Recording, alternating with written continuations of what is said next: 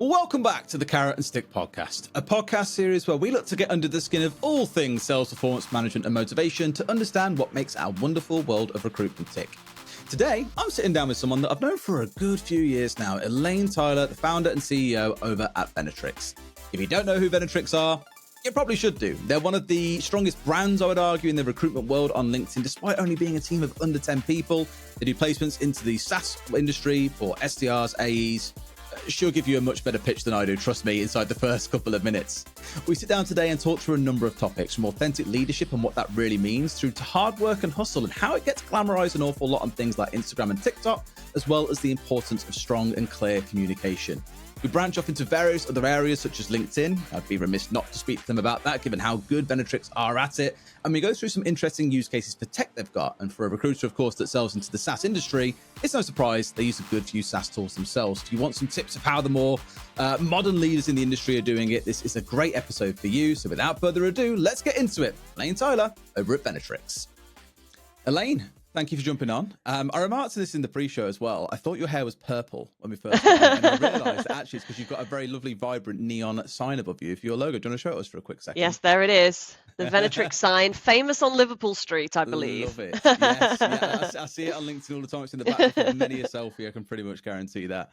It'd be really good first to get a quick intro actually to Venatrix for those who don't know who you are. It feels like it's quite a hard thing to these days is not to know about Venatrix. Seemingly you guys are everywhere on LinkedIn. So tell us about Venatrix. Who are you? What do you guys do? Give us the spiel.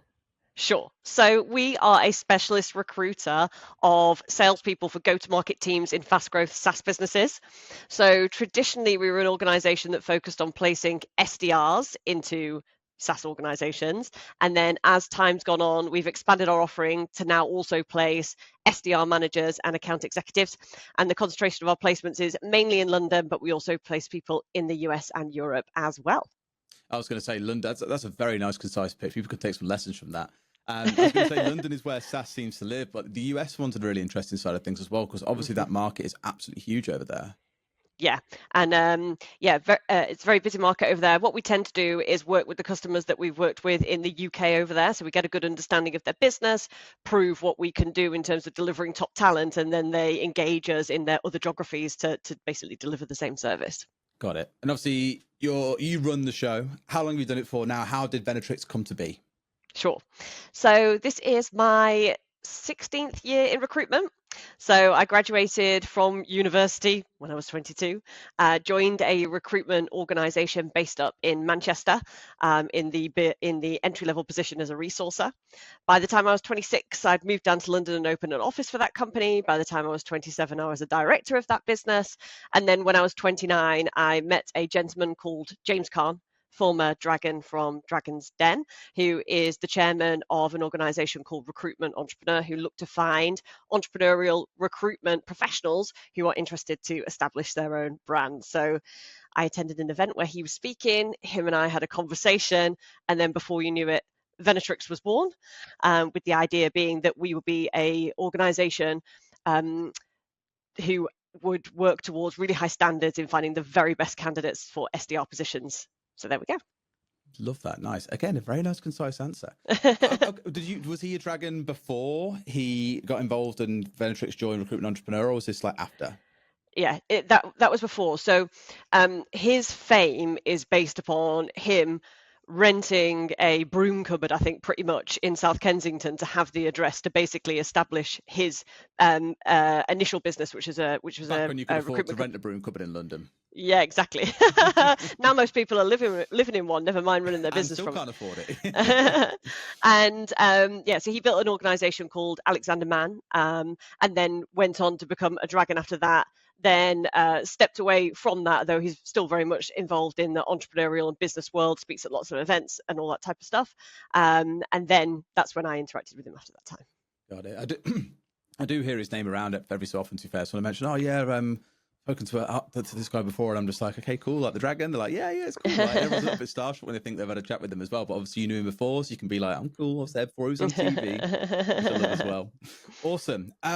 There's a few topics we went through earlier on before the show started that we want to go through today. One being authentic leadership and what does that actually mean. Second one being hard work and hustle, the glamorization of what work should be like versus what you see on things like TikTok and Instagram. Very good one. then the third one, the importance of correct communication, which I really love, because I think there's always a lesson and always a improvement someone can make around the way they communicate with their team and arguably just with others that are in the industry as well overall. So should we start at the top with authentic leadership? Because I feel like that's a pretty good one, right? Yes. Let's go there then. So authentic leadership, what does that mean to you? So we work in a small team. Essentially, there's 7 people in Venatrix, but then also the extended members of our business behind the scenes with regards to like finance and operations, etc. And I think in that environment, you have to be very aware of how you come across whilst also being yourself, because ultimately, people are going to work with you and enjoy working with you and really want to be part of your team. And I think that often when you're talking about somebody joining a small team, they are doing that with the desire to get exposure to you and learn from you. So I think that being able to manage your temperament consistently so that people always understand what they're going to get from you as a leader, but then at the same time not masking your thoughts, feelings and personality so that they also get that personal buy-in, which is probably what they were seeking when they wanted to join your team in the first instance. No, completely agree with that as well. And I think one thing we spoke about a bit was around how during recent times, obviously things have been a little bit tough, right? We've had the highs of 21, 22, the difficulties of 23, which have now bled on into 24. Hopefully, fingers crossed, starting to calm down, touch wood, with interest rates slowly starting to come down. How do you maintain that? Because the last guest I had in this, actually, I spoke to him about it, and we spoke about the pressure of being the CEO. The buck stops with you. Anything that goes wrong in the business falls on your shoulders at the end of the day. You're always ultimately responsible. It gets stressful. There's a lot to deal with. How do you maintain that face where it's a degree of authenticity, but still calm, that the team can look to you and know, yeah, this is hard, but I trust this person has got it? How have you built that kind of image of yourself? Yeah. So I think coming to the realization that you can only control the controllables, and through that and feeding back to the team, there's going to be times where we are able to generate great results, and there's going to be times when we generate results that are not as great as we want them to be. But as long as our input remains consistent, then that's the part that we can control. And I think that I openly voice when we did really well in 2021, 22, when the market was up, that wasn't necessarily down to something amazing that I did as a leader. That basically I was there as a leader, still inputting the same, and we managed to achieve an uptick based upon what was going on in the market. As for now, when things are more difficult, and hopefully they're recovering, but it's definitely been hard in the last 24 months. As long as that input is there, even if the results aren't quite there, doesn't mean that I'm any less of a leader now. And in fact, the measure of my leadership qualities and how capable I am as a leader will be how consistent I can remain through both of those times. And equally, therefore, the same applies to them. I really like the kind of consistency across time when I think about it, because the world that I work in outside of business, the esports world, one of the best team leaders in the world says, it's not about being high during the high times. It's not about being low during the low times. It's about being that anchor that everyone can base their energy around. And it sounds like you got that nailed down over the last crazy 3 or 4 years. Yeah. And I think, bringing people in and allowing them to really understand the commercials in those tougher times of saying, look, this is what we want to achieve as a business. This is what we need to achieve as a business. This is the deficit. This is why, and empowering people with knowledge, because I think it's when people feel really in the dark that they then become disenchanted with the leadership, and they can't really see the way forward. How much do you share then? Because I know some companies that are like radically transparent. They'll share cash in bank, they'll share cash flow, they'll get basically the whole financial model out and show them what's going on. Others only really share, okay, here are our targets and here's how we're doing. Where do you sit on that spectrum? So I would say I am reasonably transparent, and I would be 100% transparent, aside from not wanting to overload people with information. Yeah. So I think there's like a fine balance of, if people are seeing information which they didn't necessarily ask for, and then you're like overloading them with it, then I wouldn't want to cause a sense of concern around that. But could definitely be like, look, this is where we're at. This is how much money we need to achieve in terms of revenue, and be very, very transparent about that for sure. Because I think that like I said, I think people want to feel that ownership around those numbers, and they're working really hard towards them all day, every day. And how are they going to know where's the break point of, right, okay, fantastic, we've moved into a better performance, if they don't know, if they've got no better point to where that exactly sits. I love that as well, because it's like a simple North Star, right? Here's the number that we have to get to. And they know then, okay, then cool. As long as they've, no doubt seen it over the years from yourself as well. How do I work back from that and get to what I need to be doing today, input wise? What are the controllables that can get us there? That's what really works. And Yeah. as a curious question on your management style a little bit, then, if you're saying here's that end number, we can only control the controllables. How much are you looking at those end numbers, those controllables that you speak of, or are you largely trusting the team to get that done themselves and know what they have to do? Well, you'll be pleased to know, Derry, of course, we are referring to One I've Up. led you straight into it. So yeah, I think I actually did a really interesting exercise just last week on One Up, where we wanted to like calibrate what are we asking people to do and how do those numbers and what are the controllables now, because it is an uncertain time. It's a dynamic marketplace, and for any manager or leader out there right now, I think that's lots of people are probably like, I'm a bit at a loss with these numbers. Like, how do they come together to create the success, and how can I guide my people, and how can I allow them to understand what input they need to do to achieve a certain output, because it has been more uncertain. And I actually looked at the last 6 months of inputs in our talent team, which are the people who look to find candidates for the clients that we're working with. And it was quite clear, in fact, when you considered the data over that amount of time, that most people were doing a similar amount of input. And then within that, some people were making more placements than others. Well, that's a skill thing. So then we can focus down and be like, well, what is it that we need to train? But then those numbers can form the minimum guide of, if you want to generate this many between this and this many placements, this is like the minimum standard of inputs you need. And then if you're creating the minimum number of placements, we can then finesse that with giving you the skills. Got it. Love it. And when it comes down to, I'm being really nosy here. When it comes down to the development of those skills, is that training that you seek externally? Do you deliver it internally? Do you look for others in the team who are good at it to teach on those areas? How do you get that spreading through the team to really grow?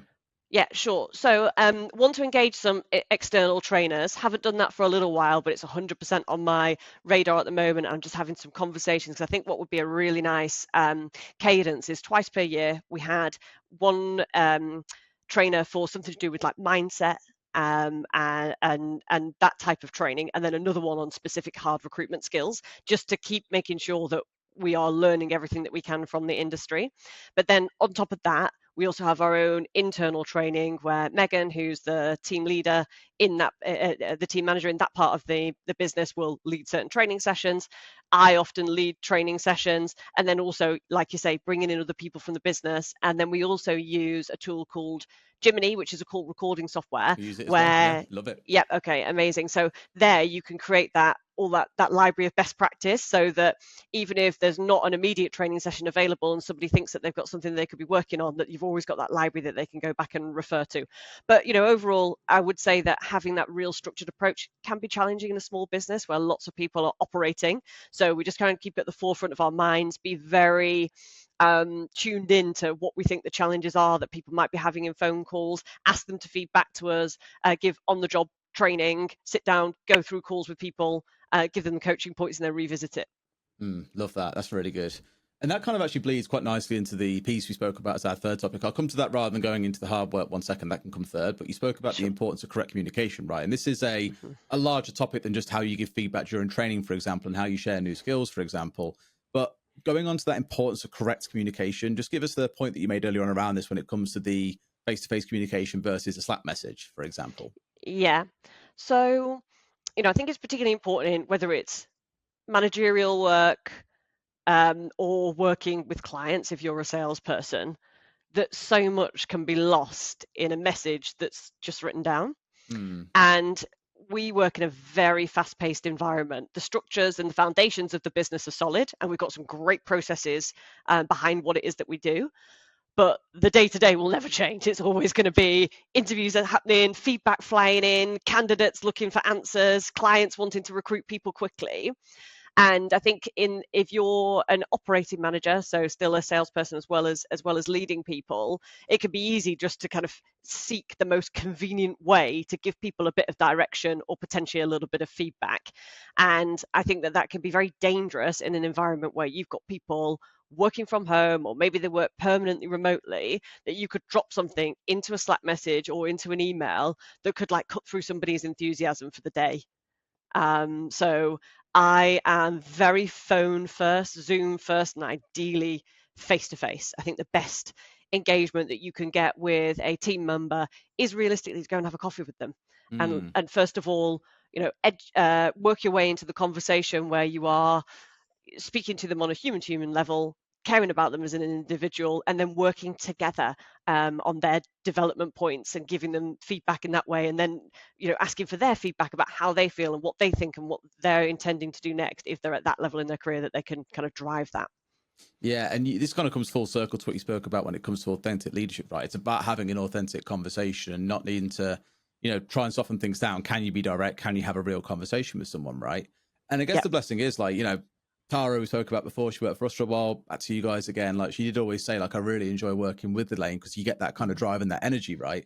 And that comes no doubt from the fact that you're authentic, and also from how you communicate that, the feedback is direct, that it's focused, it's in the right sort of area. Is that a skill that you've built up over time by getting things wrong, for example, or is this something you've just always got right from day one? I definitely think that I have, of course, evolved as a leader, because I started this business when I was 29. I'm now 38.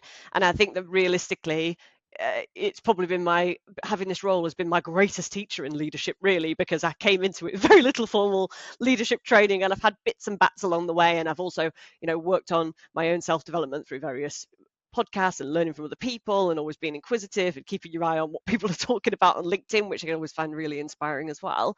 But I think that, that when I probably first came into it, when you are less experienced, you probably feel like you have a bit more of a point to prove in terms of elevating yourself as a leader, and you're probably a little bit more guarded, or I think I was. There was that sense of, how do you get respect if you're managing people who are maybe not too different in age from you, which I know is not necessarily a factor. But I think that's probably something that I think about it all the time, because a lot of my leadership team are older than me, and I'm always a bit like, okay, don't want to feel like I'm trying to be like, not pull rank, but you want to be careful in terms of how it comes across. I completely get what you mean. Definitely, I think, when you're 29, you kind of feel like that. It's like, how can I assert my authority? Although, like, I would never think that now. No. Now the the main theme of my leadership is, how can I get people to collaborate with me? How can I get them to open up to me? How can I get them to troubleshoot the problems with me? How can I get them to come up with solutions with me? How can I inspire them to want to work towards what it is that they want to achieve? So I think that's just kind of like a lesson in life and leadership as you go along. You told me about a really interesting tool as well before we started the podcast, an AI tool that rewrites messages to the personality of the person that you're sending the message to. Yes. It sounds bonkers and dystopian, but at this point, AI, it feels, will touch any area of our lives, and it's going to be a thing at some point. Where the hell did you hear about that? It's one of my clients, who's based in America. I guess you work with a lot of SaaS companies, still have all kinds of wacky and wonderful tools on the go, right? Yeah, it's one of the things I love about doing this. I get to hear about all the products first. And when you said Jiminy, I was like, of course you guys would use that. I imagine you've hired for them before, right? Yeah, yes, we have indeed. There we go. Yes, he's a great guy. He's called Russell Mikowski. He's based in the US, but basically just dropped me a line the other day, said, Elaine, take a look at this. Like, what do you think about it? And basically, they would do personality profiles on all of the team members, and then you can, when you input it, the AI overlay will sit in Slack and then rewrite it based upon how that person best reacts to information. Because I think people, like you were talking about before, with somebody who prefers to get their feedback in text, as opposed to in a direct conversation. People do react differently to information, and trying to make sure that it resonates in the most suitable way for that person is actually what's going to get you the best results. Yeah, and for context for those listening as well, like basically I was saying earlier on, one of my direct reports prefers to have their feedback over text. They can read it, digest it, kind of remove the emotional reaction to it, and then come back to it logically, rather than being in for some, it's no doubt a very pressurized sort of environment to receive the feedback directly right on a call when someone's there and you're like, oh God, pressure, horrible, don't know how to respond to this. And they'd rather make sure they've got the time to process it. It is a really interesting point, and it again starts to lean into the next thing that we'll come on to in a few moments' time. The piece around, I guess, before we transition to talking about the hard work and the Instagramification of work, dare I call it that. What do you see in terms of trends? Because like you say, you've been at this now for about 9 years as leader of the business. You've been in recruitment for a little bit longer. A lot has changed in 15 years. Like the iPhone was barely a thing when you were getting started in that case. That sounds really scary to say. It's the same story for me, right? God, Yep. feels horrible to say. What have you seen as sort of the changing trends for the workforce in general? Right? There's all this talk around like Gen Z, for example. They like to do things a bit differently. Have you seen a big shift where you just think, I don't understand why it's going this way? I don't know if I don't know if there's anything that I don't necessarily understand about the direction. I think there's probably some things that we could learn from the past that could be useful if we applied them today. Because I think that obviously what's been the biggest change has been technology, right? So as you were just saying, iPhone's just getting established. When I first started doing recruitment, there wasn't LinkedIn. No one was doing. I look back at the start of LinkedIn now and I'm just like, man, it is so different to even 5 years ago. Yeah, nobody had a personal brand. And nobody was like creating a podcast, were they, to share with the people? So like all of this that we're doing right now, exactly, is a new phenomenon, and I think all of that is great. And the tools that we've got, and the internet, and everything. I think a big question that people need to ask themselves is, with all this technology, is my output actually greater? Because has output just plateaued? Maybe. Yeah.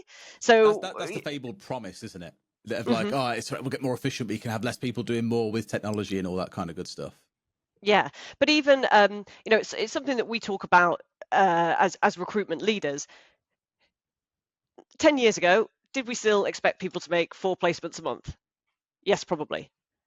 10 years passes, are people still making 4 placements a month? Yes, probably. You see what I mean? So it's like, have we actually taken advantage of those tools? And I think everybody likes the or is the wealth of information, and have we got too many avenues where a work day could consist of listening to a podcast, going on LinkedIn and losing yourself for hours, fiddling about with your tech stacks, trying to connect them all together, that in fact you've lost time and actually spent less time doing the core activity than you should. So I think that's really an interesting point. Because there's so many things that sort of weigh into it. Like the way I look at it as well is look at the number of agencies that are around. Like even especially just before COVID was a great example. There were nearly 40,000 agencies in the UK, right? Look, 10 years prior to that, there were probably not even half that number. And so although output has kind of stayed the same, there's far more agencies in the world now. So it's kind of do you get on the tech train in case it does lead to a difference? Or do you leave it behind and say, no, we're focusing on what we're really good at, which is the very core basics, and then find yourself falling behind because someone's managed to automate a process that's taking you hours and hours a week? And it is a really hard measure because there are so many factors that come into it that it's hard to definitively say yes or no, it has made an impact, right? Yeah, exactly. So real headache. Yeah, real headache. And I just think the bottom line is it is about inputs and outputs. So it's about reviewing those inputs, isn't it? Understanding what they look like and seeing where you can what you can tweak for maximum output. And if you're a consultant, being able to make 1 more placement per month. Yeah, that's the classic line all SaaS sellers roll out. It's like, you make 1 more placement a year and it'll pay for itself. Yeah, okay, we do it, guilty, completely get it. We don't do it anymore. We did use it. The one bit of tech while we're on that sort of topic that I've seen our team roll out lately, which is really interesting, is, and I know they're not always very popular, but it's a parallel dialer that'll make like 5 calls at once. Yeah. So we've used, because we're a remote team, we use a tool called Nux. And basically what it is, you jump in there. It's like being on like a Zoom meeting or something. And you will have your own little rooms. But the idea is everyone else can hear from your room about 20% background noise. So you're sitting there making cold calls, and it's kind of like you're hearing like an office environment still without actually being in the office, which I know sounds very counterproductive. Just get in the office anyway, but it works well for our guys. And they recently released something where it's a power dialer, where you give it a list of the numbers that you want to work through or sync it across from your CRM. And it will call between 2 to 5 at once. And quite naturally, it will hang up on the ones if one of them answers, for example, and it'll change the number each time it calls someone. Now, I get a lot of cold calls and I hate it. I have no idea if it's the same person calling me unless I see that number keep on repeatedly coming up. But our guys were saying last week, in a day we'd do like 60 to 80 calls. Now we're doing 200 in an hour, and we're having conversations throughout that time as well. That's a really good example, I think, of tech that has actually made a really solid bit of difference in terms of how we actually do BD. Have you guys got anything that you guys have used like, over the last few years or even today still using that you think that is the big game changer for us? It's not a BD one, but from an operational organization perspective, we like Monday.com. Yes, we use that internally as well. Yeah, use that. Yeah, I just you really do use all the SaaS tools, don't you? It's the most Monday.com recruitment business I've heard of.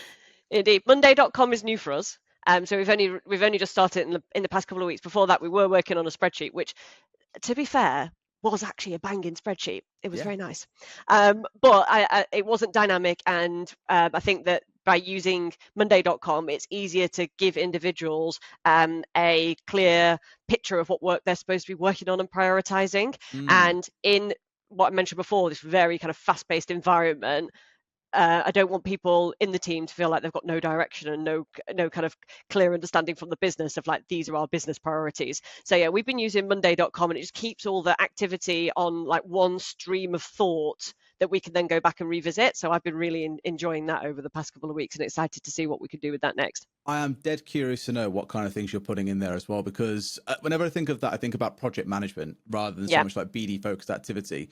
Are you guys tracking jobs through there? Certain tasks that you've got to do to call up certain clients? Like, how are you actually using it? I'd be really curious to know.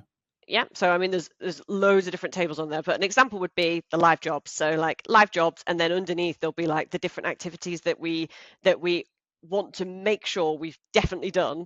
Which I know sounds ridiculous, to make sure you've definitely done those activities, but it's hard in a fast-paced environment to make This is sure the whole that for process each thing you're on job, about, right?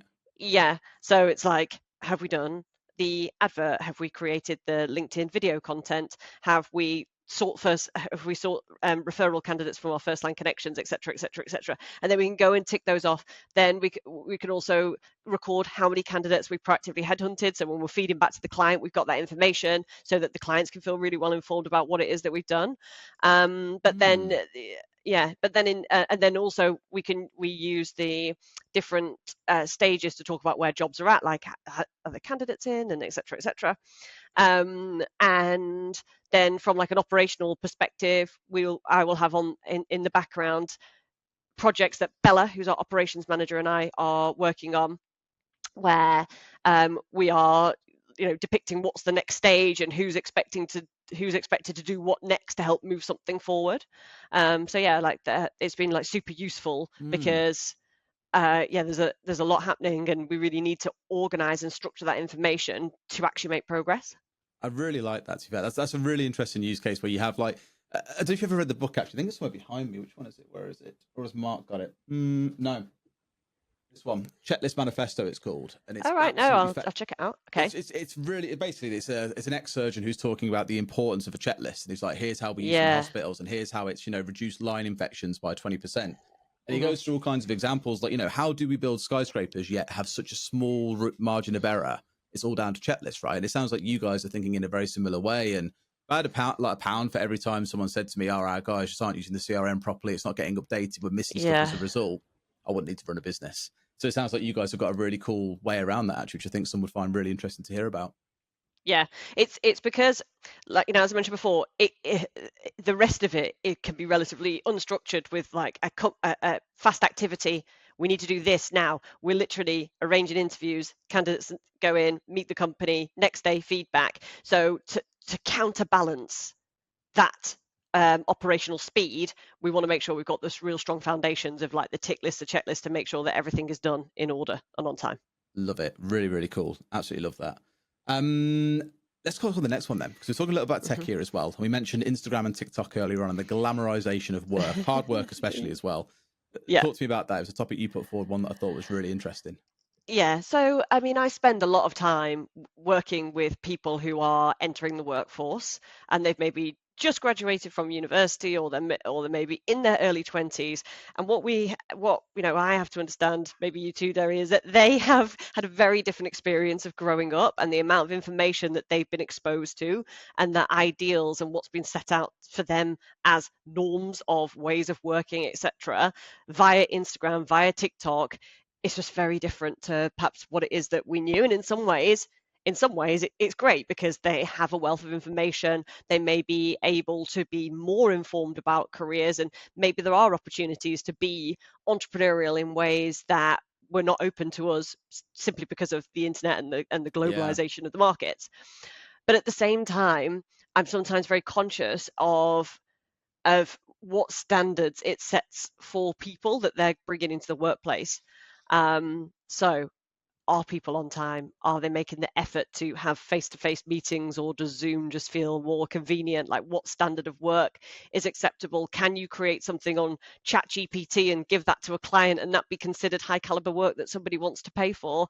Is it realistic that you watch a video about what goes on in somebody's work day, this kind of like, watch me have my day of work, and it's starting I've with, seen a lot of those lately. yeah, what is it starting with? Like, is it starting with the grind of like, right, I'm sitting down here, I'm considering my 40-hour work week, I'm thinking about my strategic projects and dividing my time accordingly? Or is it kind of giving this sense of something that's way more aesthetically pleasing, of heading to a cafe and having a flat white? Yeah. It's really interesting you say it as well. Like, I don't mean to call him out here a little bit. Bless him, my brother. He's 6, 7 years younger, so he's mid-20s, for example. Bless him. He's very much Gen Z, I think, for someone of his age as well. He's a little bit younger, I guess, in the kind of mindset. At the gym quite a lot, for example, uses things like Instagram and TikTok relentlessly, very much of that kind of like generation. And he's recently moved jobs because the last one he was in, he was just like, I don't really feel like I've been engaged enough the last 2 years. I've been working remote. It's easy to kind of take it a little bit easy. I'd want to be around a team to actually learn and grow. Do you think you'll find people having that sort of realization? Like, they see the Instagram post of like, oh, it's glamorous, get a coffee, I take it easy, I catch up with colleagues, and I sit down and do a few emails, then it's lunch. They kind of skip that 3 hours in the middle of really hard grind, for example. Do you think there'll be that kind of realization where they're like, how actually this is really different and I've got to find something a little bit different for me here? Yeah, I think if they find a good leader, and obviously you talked about that one of the targets for people maybe listening to this podcast could be people moving into a leadership role or wanting to develop their skills as a leader. I think that something that is really important to realize is some people work with you for ages. So I've had that experience. Sophie Allen worked with me 13 years. Wow. Tara and Natasha 5 years, so like loads of time working together. And some people work with you for less time. But I think that what's really important for me is that if people leave Venatrix and they join another company, that whoever their new manager is thinks, wow, that person's got some good personal standards around hard work, hustle, and input.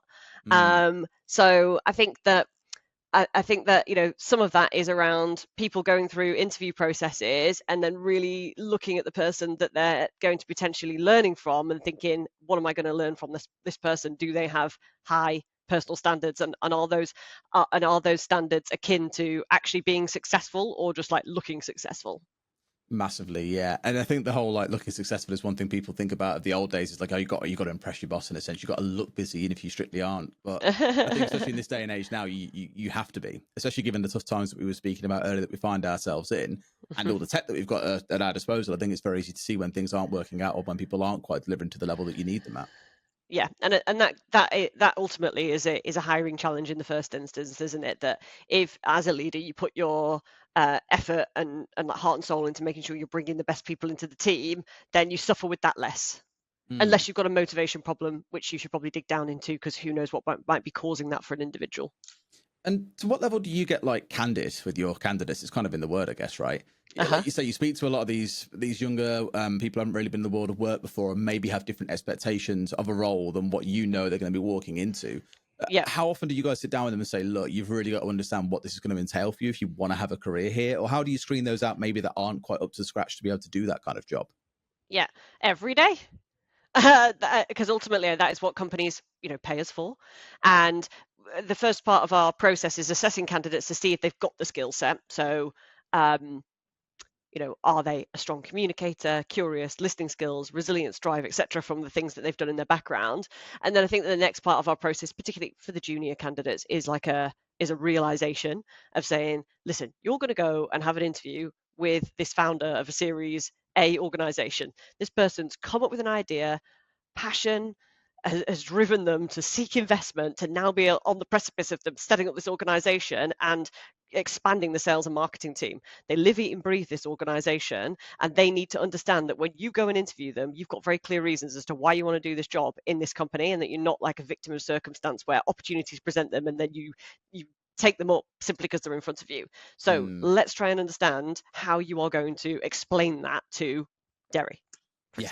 Totally. It's really interesting. I've had this conversation quite a few times with people. The word that I always come back to is trust. And I always feel I have to kind of like add as the note to that, or a disclaimer. That doesn't mean that like I believe you're a liar or not. It's more, do I believe this person can do the job? Can I trust them to do a good job? That they're going to give it their all. They're really going to try and make amends where they feel things aren't going so well, for example, because especially as a business grows fast, and you'll have worked with a lot faster growing companies than we are, for example, you haven't always got time to kind of pick up all the pieces of people around you not quite getting it or needing a little bit of extra time and attention. And it sounds cold because we'd love to be able to give more time to people. But when things have got to be, you know, targets have got to be hit in the next 6 months for an investor to unlock further rounds of funding, there's very little margin for error. And it does create a really stressful environment for some people. As much as the glamour of tech is there, it's not always all glamorous, as I'm sure you've seen, right? Yeah, exactly. 2 acid test questions that I think are important for when we're hiring people for the Venatrix team that just kind of tune into like instincts and emotion around bringing somebody on board. Number 1, could they and would they save you from a burning building? And number 2, we're a small team, so we've got to be able to work together. Would you want to sit next to them at the Christmas party?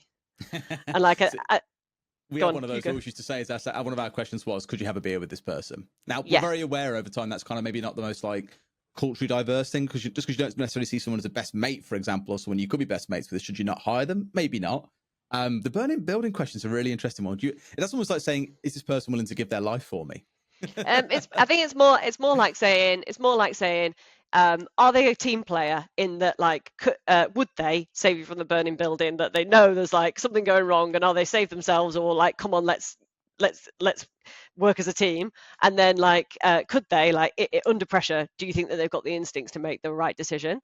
And I think around like they're sitting next to somebody at the Christmas party, you could be very different. That person doesn't need to be your best friend. It's more like, are you interested and engaged with them and by them?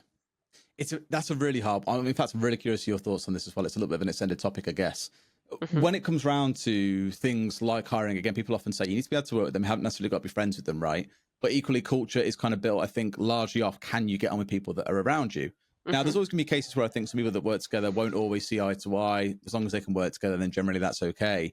But to what level do you see in your team people need to be able to be good friends, that they could go and get drinks together, they could happily go and grab lunch together? Is that something that you sort of mandate through your hiring process for Venatrix? No, I think that the marker to use there is the company values. So it's like, whatever angle that person is coming to the business from, can they uphold the company values, and do they believe in those values, and are those values meaningful to them? Because to me, culture is about upholding those values. And the common ground that people share, that's how they kind of bond, I guess. They've actually got to be, all be into, I don't know, rock music, for example, and then we've got to be into watching Netflix every single evening and talking about their shows the next day at work. It's much more about, do you have the same motivators, the same things that you believe in that let you work together? Yeah, there are pluses and minuses for people wanting to go for drinks together, aren't they? Always. You know what I mean? Yeah. So I think that bringing it back to having a strong set of company values that you use in the hiring process and that you talk about often in the business, that you feel comfortable that everybody resonates with them, is the marker, and will allow you to hire a diverse team. I love it. And I'm curious, what are your values as a business? Be adaptable, because obviously it's a recruitment environment, like being tough and being able to see the opportunity that's presented. Be fearless, so pick up the phone and walk into any call feeling confident that there's never going to be like a terrible outcome or something that you can't fix, and make sure you do those types of activities. Be yourself. So we want people to bring their authentic self to work, a bit like the authentic leadership, and be brilliant. So one of the things that you mentioned in your notes that we might talk about is like how to build a high performance culture. And for us, that's very much about placing the customer at the center of what we do, because the customer is the greatest teacher of what the standards should be. So in our business, we are obsessed with being brilliant, and that can be seen through our Google reviews of the great job that the team do with every single candidate that they talk to. And I feel like that upholds that value and what people who want to be able to deliver a service like that. And so you tend to base a lot of your interview questions around those values, I'm guessing, when you're hiring people to join Venatrix. Yeah, absolutely. So yeah, like trying to understand those points, but they're also like and that's one version. And for us to really understand what type of person we want to hire at Venatrix, each time we go into a hiring spree, then we'll get together as a team and we'll be like, right, what do we want? Like let's have a look at the list of qualities that we made last time. What do we think is important? How can we prioritize those? How is that relevant in this market now? And it is dynamic and it does change over time, and you learn more and the environment is different. So we're like constantly revising that to make sure that it fits with the type of candidate we think is going to be successful with the business now. But yeah, based around the values is the absolute foundation. Love it. And just a curious piece around the hiring thing again. Are there any fun little like gotcha questions or fun little tasks that you have people do to try and test themselves against one of those values? Like the Be Fearless one, for example. I can imagine there could be some very fun ideas for that one. Do you know what? That is a good idea. No, we might do that. I think in our interview process, we asked them to go through the process of doing a LinkedIn post and creating a LinkedIn video, because that is obviously a big part of our brand, and what we ask people to do as part of the job. So we want them to do that, feel what that's like, because it's not what people do in every job necessarily, and you have to like that, and you have to be up for wanting to do that to be part of the team realistically. And then also taking somebody through a role play call, so then they've got the opportunity to demonstrate all the values. But no, actually I really like that. Maybe I will see if we can ask people to do something fearless as part of the interview process moving forward. A fun one that we've always done is, especially when hiring for a sales role, is have someone go through, they deliver a call. They can like a pitch before and say, okay, just do this pitch basically. Here's what you're trying to do, what you're trying to achieve from the call, approach it how you want. And then live on the call, we'll give them feedback and say, right, here are areas I want you to change or improve, try and coach them and see how they respond, which kind of plays into the adaptability piece, right? And for every role, we try and have something that will play into at least a couple of our values for that exact reason, is to try and make sure there's alignment around it, right? Which is great fun. You spoke a little bit around branding there a second ago and having the right LinkedIn posts. I did say I wanted to ask you about this as well. I think it's one thing you guys have always done very, very well. Like I see you guys over LinkedIn all the time, whether it's you, whether it's Tara. Yeah, you just seem to be everywhere. Do you think a lot of your success has come from social media? Because this is one thing I spoke about in our last podcast episode as well, was I think a lot of people say, oh, you have to do social media. Branding is great for you. And people go, cool, but what have you actually got from it? And people are like, oh, I've got introductions, I've post a bit of business from it, I think, but they don't really have hard numbers associated with it. I'm not saying open up your numbers and tell us how much business you've closed from LinkedIn, but can you attribute a lot of your success as a business to what you get from LinkedIn? I would say yes, but I do think it is difficult to draw like the hard line of where has this come from, because somebody could put an inbound request on the website, couldn't they, saying, and you never know like how they came across to see Venatrix in the first instance. So when we are measuring our impact in that area, we do on a quarterly basis have a look at the figures that we are generating in terms of impressions, in terms of views to our posts, and see which ones the most popular are, to have a look at what topics are really resonating with our audience, and then obviously doubling down on that type of content and sending it out. So I think we all know and have the sense that having a brand is useful and that it does help drive business. And like obviously there's leads on our system where it's like, spoke to me about my LinkedIn post directly, but I think that it's greater than that, where it's more about creating brand awareness is realistically the target in that area, and we measure that by impressions as opposed to like business generated, but we do attribute leads directly to posts. So yeah, that's how we do that. It's really hard, I think, in the same way as like it's hard to attribute business to your website. Like how much did that page that you made on your website get you in terms of business? You don't really know. And it's this whole like I hear marketers speak about, I'm not really a marketer, but marketers speak about the kind of the dark funnel a lot, right? Or dark social things that you can't really measure but happen. And the only real sort of like tick boxes in your head of things have worked well that thing has helped is someone will say something like, oh, I see you guys everywhere on LinkedIn, like you seem to be doing really, really well. And I've had that a few times. People from like I've been to school with have like, oh, it seems like it's going really well. I'm like, how would you know? You haven't spoken to me. They're like, oh, from LinkedIn. I'm like, oh, fair enough. And I'm always really, I don't know, hesitant, because part of it is like LinkedIn can create, social media in general can create a very, you put across the image that you want to put across. You won't post about the bad news, for example, right? Sometimes just being present on there can be enough for people to be convinced, wow, these guys are doing really well. I want to work with them. Like I respect them, whatever else it might be. It's really, really fascinating how it weighs in. But like you say, it's hard to say this revenue directly came from a LinkedIn post. Yeah.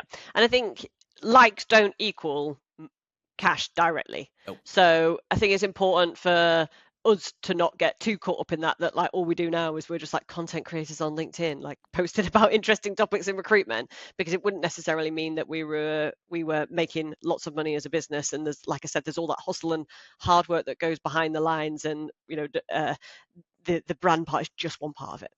And when you're hiring people, like you say, you have them write a LinkedIn post, but do you tend to hire for someone that you can see has got the potential to build a brand, kind of further the way Venatrix has gone about building business in the past? Yes.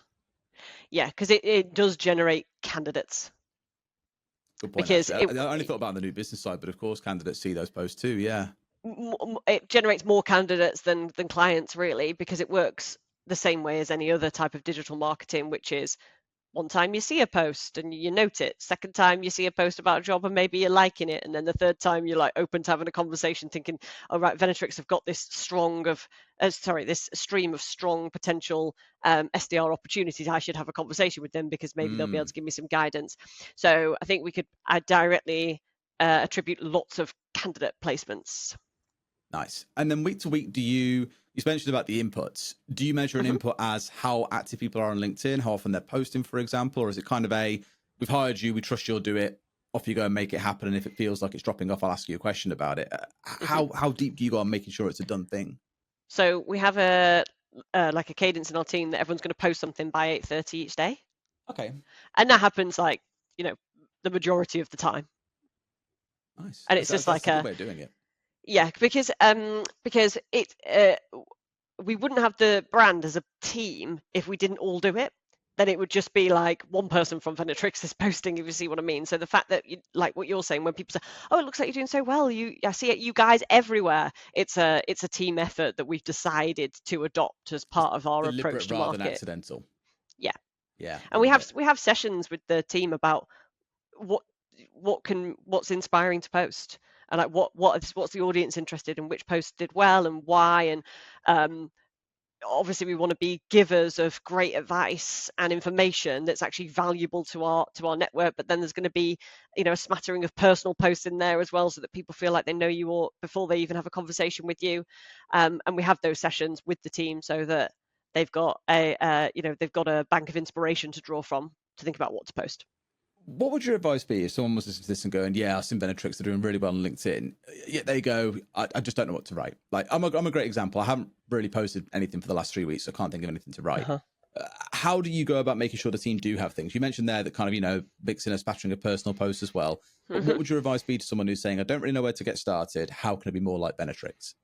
Yeah, so I think that, like I say, offering that value to your network is absolutely key. So I would probably think about the last 5 customer conversations that you had and be like, right, what happened in those conversations? What did I learn? What was this customer struggling with? How could that become something that I could share with the network that other people might gain value from? So, for example, sometimes I'll speak to companies and they're talking to me about like a specific hiring challenge, or even, with onboarding, we brought this person on board and we really struggled with X, Y, Z. And, I think when you're really tuned into looking in those customer conversations for the content, you'll find it becomes easier and the posts start to write themselves. And even in some cases, things like, at least the thing I've found is things that you think, oh, that's not worth anything, that's no use to anyone else. Actually, people do find it interesting. Even if it just feels mundane and everyday to you, it's actually really interesting for other people. Yeah, for sure.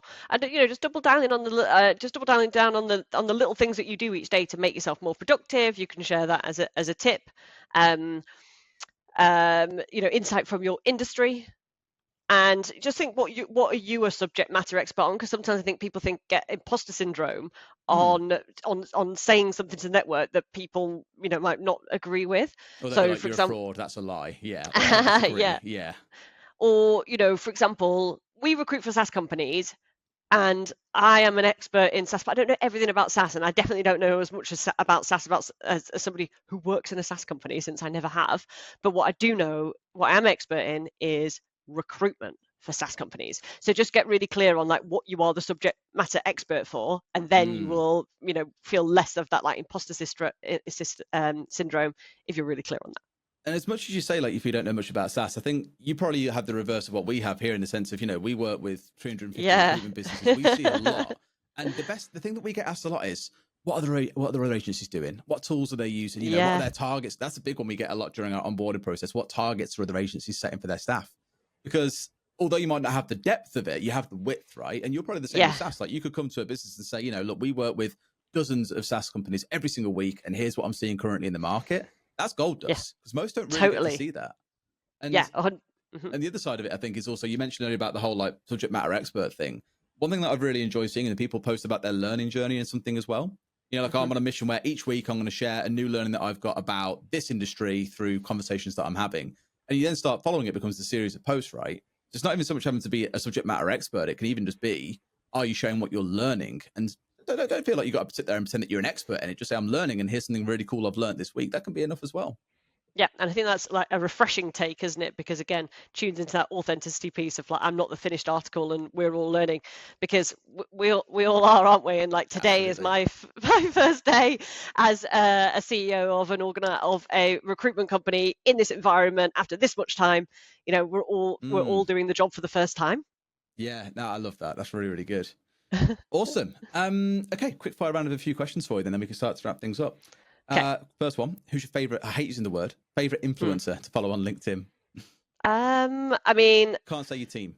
Well, I don't know. What about ex-team like Sophie Allen? She is very good. You know what I mean? I feel like I'd be doing the dirty if I tried to mention anybody else. I think if you're interested in cold calling, like motivation and optimistic posts, then I would definitely say her. But I'm also a couple of other people who I really like as well. I'm definitely into Andy Law's posts. So he's recently launched his business Rev Rocket, which is also about landing SDRs into businesses and making them hyper productive. So there's two that would jump on, and then definitely all of the Venatrix team, of course. All of them. Yeah. Favorite book that you've read to do with business? Like Radical Candor by Kim Scott. Very good. You know, and there's a great podcast that goes with that as well. So yeah, I would definitely like tune into that, because it just helps you develop that confidence in having those tough conversations with a framework of how to be. Yeah, it's like that. It's like caring deeply, and I forget the like little 4-way diagram that you had that was like, there's ruinous empathy, there's like the 4 things that you can be, and you want to try and be in the top right one, basically. Yeah, and like I just think, you know, you by the time you've read the book, I feel like you've got a good sense of instincts of how you should be, and it gives you, like, you know, that confidence to have the tough conversations when you're delivering feedback to people that, you know, they might not necessarily want to hear. Yeah, love that. Awesome. I might have to reread it myself now you said that, actually, as well. It's been a long time since I've read that book. You mentioned podcasts associated with it. Favorite podcast? I really like the Elite Recruiter podcast. And I definitely recommend that, because it covers all different topics, from being an individual contributor to leadership to hiring to managing tough times. And they have some really great guests on there from the US as well as the UK. So like, if I was going to put a podcast on, that's the one I'm listening to at the moment. Excellent. Love that. Top tip you'd give to yourself 10 years ago? Oh, top tip I would give to myself 10 years ago.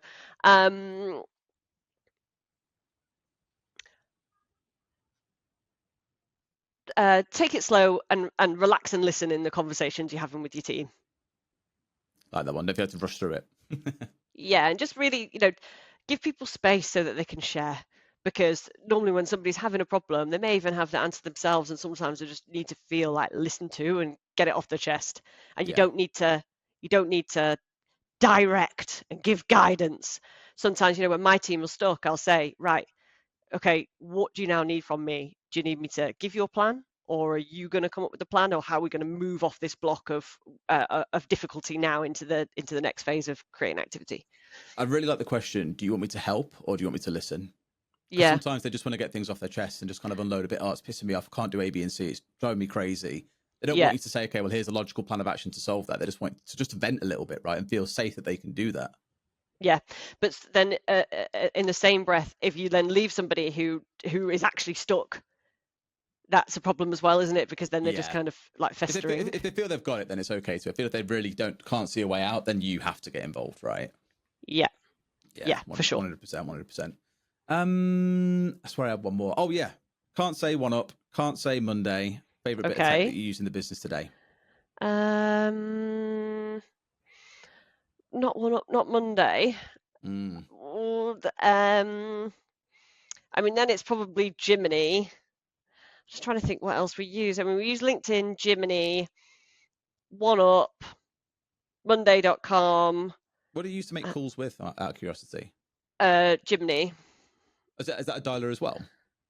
Yeah, just that provides the actual phone line on there. I did not know that there's a dialer as well. We use it just for call recording. Yeah. And coaching. Fair enough.